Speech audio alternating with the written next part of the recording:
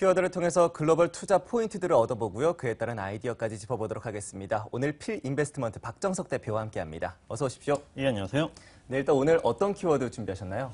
예, 오늘의 그 키워드는 사실 좀 계절적으로 보면은 좀 어울리지 않을 수 있겠지만은 우리가 이제 뭐 밀짚모자는 또 여름에 사야 된다고 하죠. 그래서 지금 배당에 대한 어떤 관심을 가져야 되는 시기가 아닌가라고 생각을 해서 오늘 그 키워드로 배당을 가지고 나왔습니다.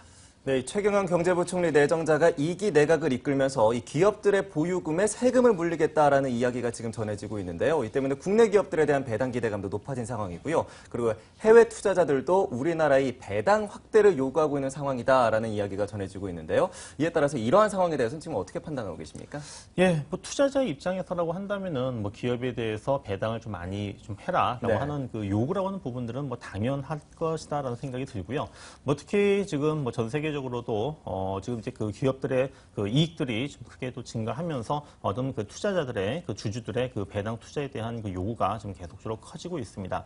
특히 이제 국내 기업들에 대해서 외국인 투자가들의 이제 투자를 할 때 우리 그 나라의 어떤 기업들의 좀 문제점을 이제 그 꼽는 부분 중에 이제 여러 가지 요인이 있습니다만은 뭐 기업 구조가 불투명하다라든지 아니면 좀 배당 성향이 좀 너무 작다라든지 이러한 부분들에 대해서 불만이 좀 그동안 많이 있었었거든요. 그래서 좀 최근 들어서 좀 해외 투자자들이 국내 기업들에 대해서 좀 배당을 갖다가 좀 많이 좀 실시를 하라고 하는 이러한 그 요구 부분들이 지금 진행이 되고 있고 뭐 일부 기업들 같은 경우에는 또 이러한 과도한 좀 해외 투자자들의 이러한 배당 요구로 인해 가지고 사내에 그 있었던 사내에 지금 현재 쌓아두고 있는 뭐 유보금을 좀 투자로 활용을 해야 되는 이런 시급한 상황임에도 불구하고 또 해외 투자자들의 어떤 요구에 또 응할 수밖에 없는 이러한 또 뭐 딜레마도 있습니다. 뭐 아무튼 전반적으로 좀 해외 투자자들의 좀 최근 국내 기업에 대한 배당 요구는 지금 계속적으로 커지고 있고 이에 따라서 또 이러한 좀 배당에 대한 그 고배당에 대한 어떤 그 관심 부분들이 좀 높아지면서 또 어떠한 그 기업들이 또 고배당을 하는지 이러한 어떤 그 관심 부분들이 좀 시장에서 좀 주목을 좀 받고 있습니다.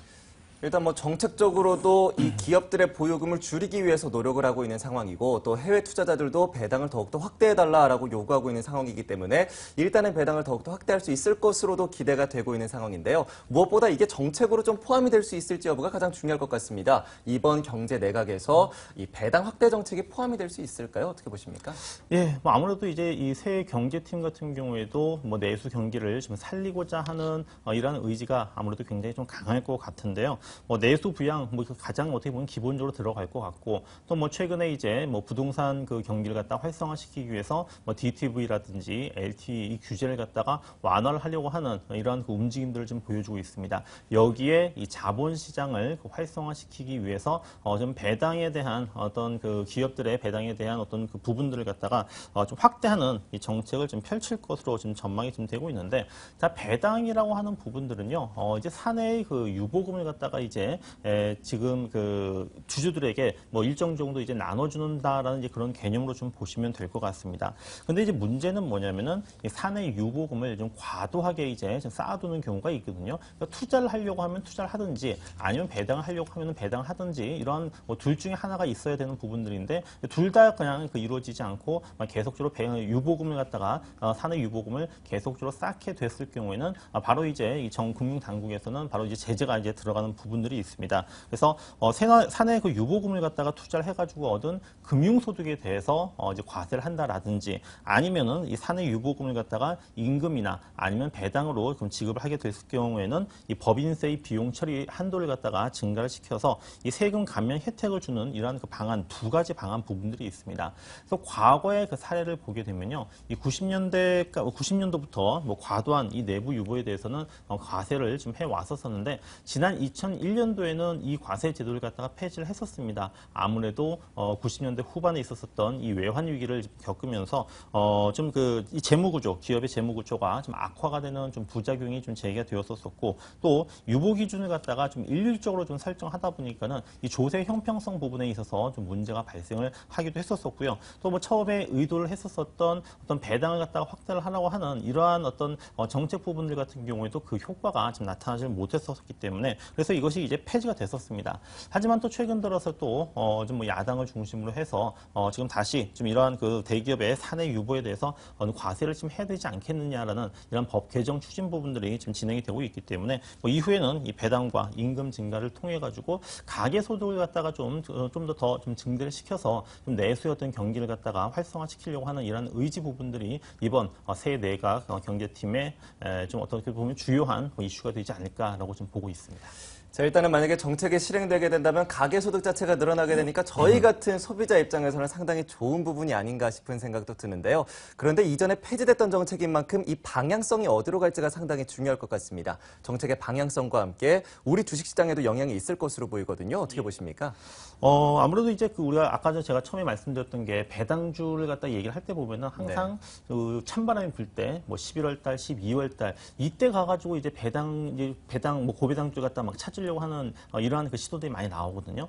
근데 통상적으로 이제 통계적으로 봤을 때는 3분기가 바로 배당주를 투자를 하는 데 있어서는 가장 적기다라는 이러한 그 통계 지금 결과가 지금 나오고 있습니다. 그래서 우리가 이제 이 전통적인 뭐 배당주라든지 어떤 배당 확대 계획이 있는 이런 그 기업을 중심으로 해서 좀 관심을 좀 높여야 된다라는 생각이 들고요. 또 이렇게 지금 배당을 갖다가 만약에 좀 크게 그 실시를 한다, 확대를 갖다가 한다라고 했을 경우에는 지금 그 시장이 굉장히 좀 어떻게 보면 활력이 없습니다. 또 뭐 2000포인트를 중심으로 해서 계속 답답한 어떤 흐름들이 진행이 되고 있는 부분들인데 오히려 이러한 어떤 배당이 확대가 된다고 했을 경우에는 증시가 좀 그 추가적인 어떤 한 단계 레벨업 될 수 있는 하나의 어떤 모멘텀이 될 가능성도 굉장히 좀 높다라는 생각이 들고요. 또 앞서 말씀을 드렸었던 대로 어떤 배당이라고 하는 부분들이 어떤 그 실질적으로 가계소득에 뭐 도움이 될 수도 있긴 하지만은 장기 투자에 그러니까 건전한 어떤 그 증시의 그 장기 투자 문화 부분들이 확립될 수도 있다라는 이러한 또 긍정적인 또 효과도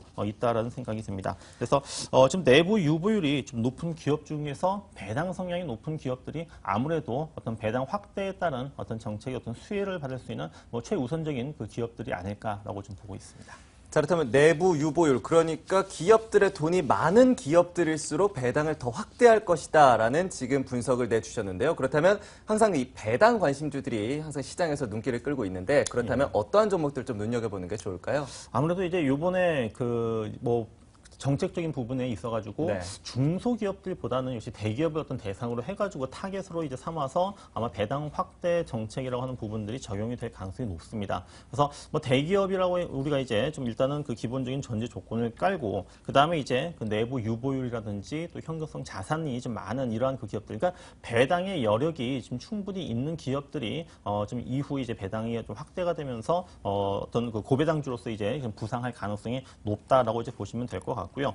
그리고 또 이렇게 높은 기업의 경우에 미래의 어떤 그 투자가 늘어나지 않을 경우에는 분명히 배당 압력이 굉장히 증가하게 될 겁니다. 또 과거에 배당성이 높았었던 기업들도 역시 마찬가지로 전통적인 고배당주로서의 어떤 우리가 주목을 해봐야 되는 기업으로 보시면 될 것 같고, 그다음에 상대적으로 좀 그동안 좀 배당 성량이 좀 낮았었던 기업들 중에서 뭐 최근에 이제 뭐 그 내부 유보율이 뭐 높아진다라든지 또는 현금성 자산이 늘어난 이런 기업들 같은 경우에는 뭐 이전의 어떤 배당 수익률보다는 훨씬 더 높은 수익률을 갖다가 기록을 할 수가 있기 때문에 또 상대적으로도 이러한 그 기업들 같은 경우에도 우리가 좀 관심을 좀 가져봐야 되지 않을까 생각됩니다.